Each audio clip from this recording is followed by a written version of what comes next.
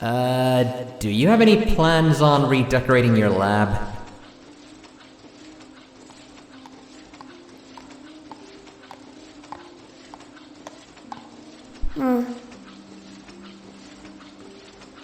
I suppose the lab could do with a bit of a tidy up. Dr. Steam asked you. Everyone has their own tools of the trade in what they do. What are yours?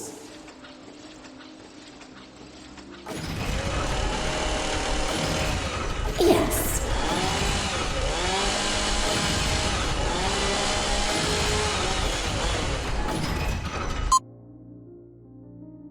Music and Cats 303 asked you, remember the test you performed on Pinkie Pie about the twitches? Do you still use the machine for your new studies? Yes. I thought I've mentioned this. Neat Oracle. Omniscience Resource. Anomalous Calculator of Likely Events. Empirical evidence continued to confirm my friend Pinkie Pie's unexplained precognizance as genuine. It was increasingly frustrating. I had to know, didn't I? When you come across a mysterious device of inexplicable function, you take it apart. You see how it works.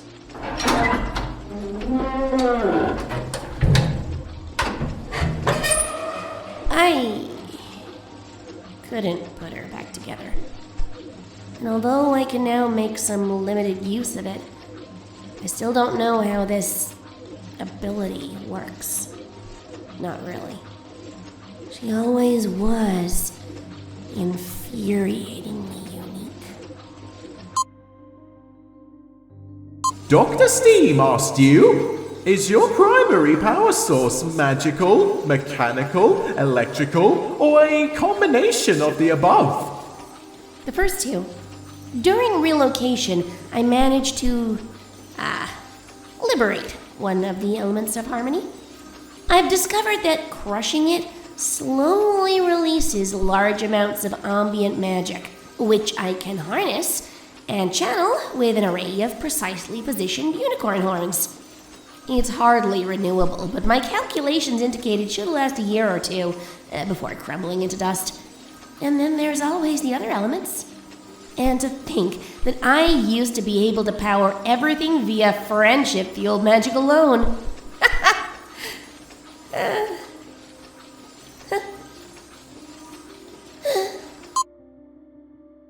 Anonymous asks, how does Celestia feel about all of this? I'm telling you, the reports were wrong. The abomination is not in the mountains at all. She's here. We have to report this to... Good work, soldier. Your valuable intelligence will be noted in the post-action report. No! You can't! All right, men, listen up. We're gonna bring down the abomination, and we'll bring her down hard. Remember the standing orders. She doesn't get to surrender. Celestia says bring her in dead, and that's just what we'll do. There'll be promotions all around.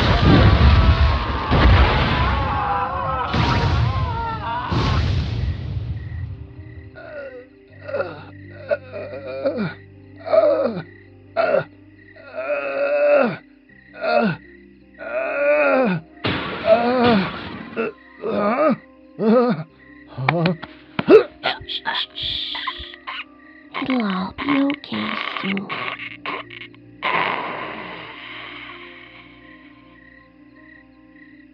She is, not best pleased.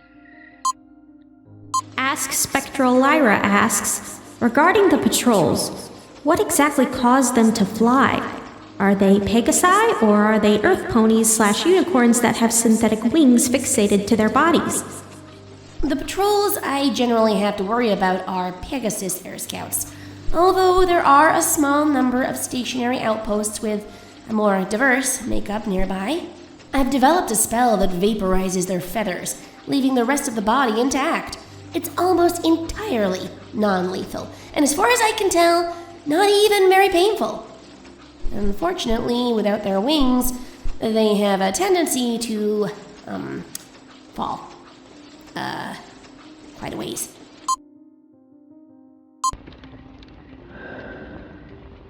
The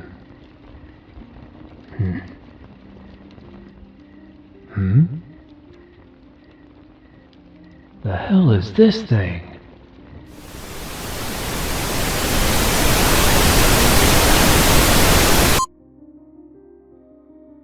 Dr. Steam asked you, is your research for some ultimate goal, or is it just to satisfy your thirst for knowledge and unwavering curiosity?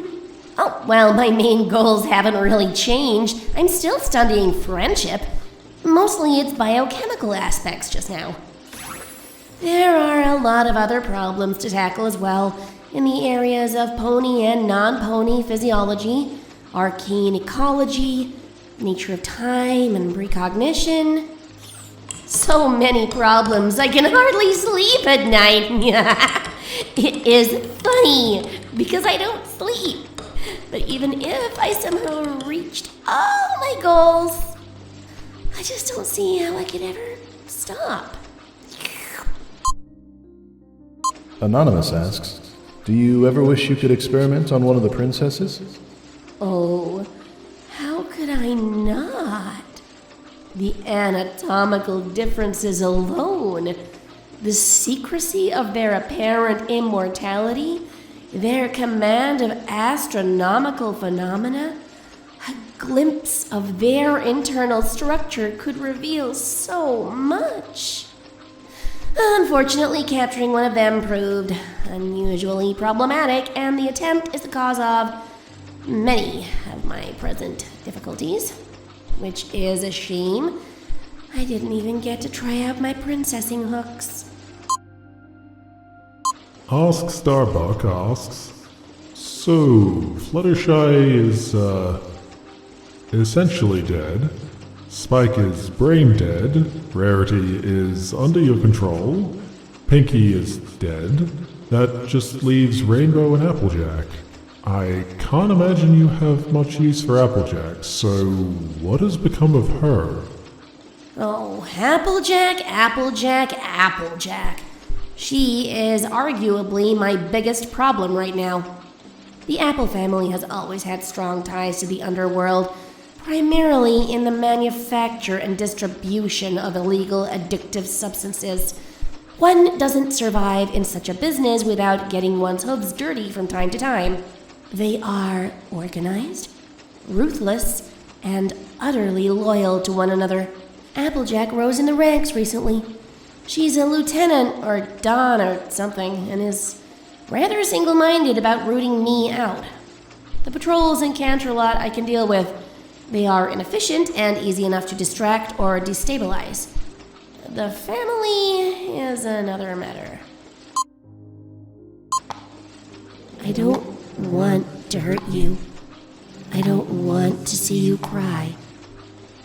But I want to cut you open and look inside. But I need to cut you open and look inside. Jacob-b-nimbel asks, what will you do when the princesses stop playing games and make a personal appearance near you? Do you plan on fighting or fleeing? And which would be less of an immediate failure? While it is true that our encounter at the castle left me at a disadvantage, this here is my turf. Boifaic asked you. You clearly hate what you've become, judging from how you scratched away your own cutie mark. Surrender to Celestia and ask, as one final favour, that your research be evaluated and anything useful you've gleaned survive. And the madness. Celestia owes me no favors.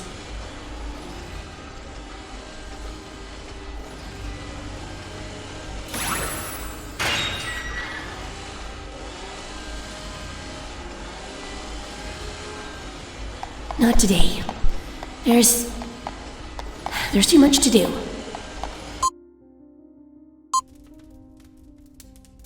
Sometimes I'd pretend I still receive letters. From the princess, mostly. Little updates, idle inquiries, things like that. I know it's not real, and perhaps a bit silly, but it's nice. A reminder of better times. Letters to the Princesses asks, Twilight Sparkle, I am ashamed for you, little one. What have you let yourself become, my student? What has made you this way? To see you in such a state just breaks my heart. Celestia. Lately, even my pretend letters judge me.